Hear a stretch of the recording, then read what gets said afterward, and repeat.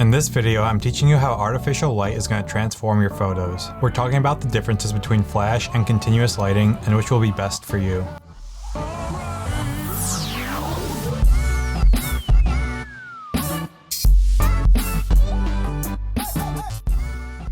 Hey there and welcome to the channel. If you're new here, my name's Chris. I'm teaching you photography and how to start a creative business. I want to say hi to all my new subscribers. I want to see what videos you want to see from the channel, so please comment below and I'll try my best to make those. Today we're talking about artificial light.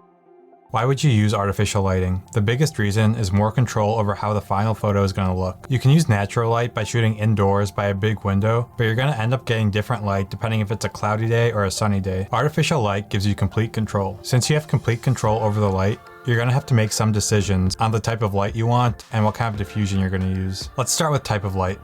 As a photographer, you have two choices: flash or continuous lighting. This is what we're focusing on in this video. If you're a videographer, you can only use continuous lighting, so that decision's easy. But for photographers, you have to choose between flash and continuous. A lot of photographers like flash. This type of lighting syncs with your camera shutter and will fire a bright light for a fraction of a second. It's a lot brighter than continuous light. It's great for action photography because it freezes motion, and it's usually cheaper. You can get started with flash photography for about $150 to $200. This investment will do way more for your photos than buying a new camera or a new lens. Continuous light, on the other hand, it's nice because your scene is fully lit the entire time, so you know exactly how your final image is going to look. However, these lights produce a lot of heat. So if you have a model stand in front of these, they're going to start to get hot. And if you're photographing certain types of food, it might start to melt. The cost of continuous lighting varies wildly as well. You can find some cheap ones on Amazon for $50. These lights don't get that bright, so you're going to be shooting on a high ISO. These cheap lights are a fine option if you want to experiment with continuous lighting, but it's not a long-term solution. If you want good continuous lighting, you're looking to spend about $300 to $500. So which is the right choice for you?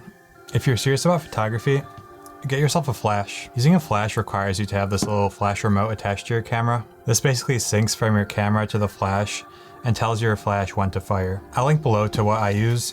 These are specific to your camera make, so make sure that you buy the right one. Sony, Canon, and Nikon, they have different types of mounts, so you have to buy the correct remote. If you want to do a lot of photo and video, you can consider continuous lighting. You can get some cheap lights on Amazon and start experimenting with those. Like I mentioned earlier, you're going to be compensating image quality because those cheap Amazon lights aren't that strong. Since those lights don't get that bright, you're probably going to be shooting on a high ISO, low aperture, or low shutter speed. Your photo quality is going to diminish, but you're still going to learn the principles behind light. And once you know all these principles and you're ready to upgrade, you could look into more expensive options. If you have a few $100 lying around and you want better light, I recommend going with an LED light like the Godox 150V. I've got this light, I use it for these YouTube videos and for all my product videos for clients. I'm going to touch briefly on diffusion. If you remember my light video, I talked about this in depth. With artificial light, you're going to have two main forms of diffusion. You're either going to bounce it off a wall or a ceiling to spread it around the room, or you're going to aim it through a diffusion material like an umbrella or a softbox. If you're just starting out, get yourself a white umbrella to shoot through. These are $20 to $30 and will give you a great starting point with diffusion.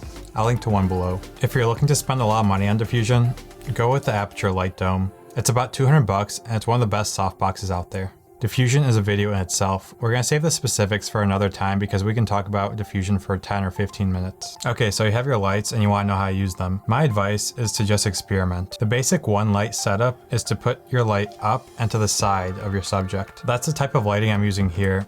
As you can see, this side of my face is super bright and this side of my face has some shadows. I like this type of lighting because it brings out details in my face and makes for a more interesting image. There's a lot of different lighting positions you can experiment with, so just try some out and see what works for you. I'm not going to go more in depth here because this could be a 20-minute video. I do have a lighting one-on-one here that you can check out and learn some things there. Once you play around with these lights for a while, you'll start to get a better feel for what you like, and from there you can build upon it. I'll be talking about lighting and making more in-depth guides in the future, so please subscribe to stay notified. If you've watched this far, thank you.